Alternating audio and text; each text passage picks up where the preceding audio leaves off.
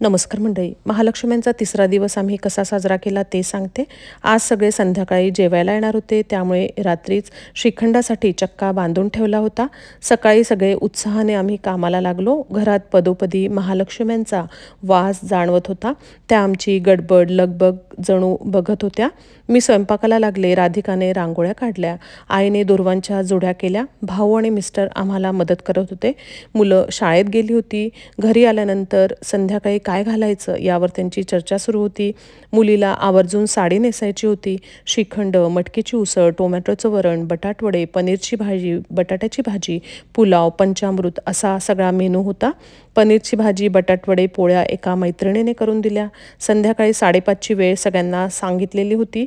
सगळे वेळेत जमलो. या सगळ्यांमध्ये आई खूप उत्साहात होती. ती न थकता, दुपारी न पडता लगेच दुसरी साडी नेसून तयार झाली. कारण सगळ्यांची दुपारची जेवणं आणि स्वयंपाक करायला आम्हाला 3:30 पावणे 4 झाले.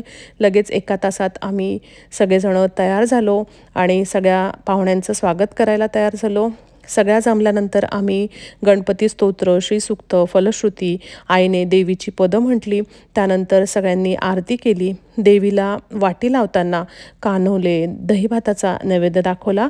सगळ्यांनी जोडीने एक एक करून आरती ओवाळली. सगळ्या मुलांनीसुद्धा आरतीचे ताट घेतले. सगळ्यांना आरती ओवाळायला मिळावी म्हणून अगदी 7-8 आरत्या आम्ही म्हटल्या. त्यानंतर सगळ्यांची जेवणं झाली, फोटो काढले.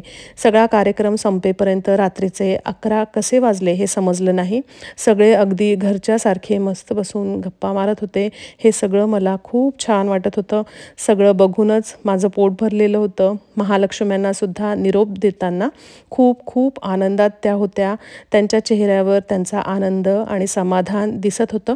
कुंकवाचे करंडे त्यांच्याजवळ जे भरून ठेवले होते त्याच्यामध्ये देवीचे बोटांचे ठसे मला दिसत होते. खूप खूप छान वाटलं.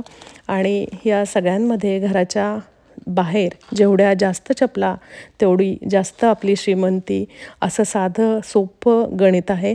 त्यामुळे खूप खूप छान प्रकारे आम्ही महालक्ष्म्यांचा तिसरा दिवस साजरा केला आणि त्यांना आनंदात, उत्साहात, प्रेमाने वाटी लावलं. धन्यवाद.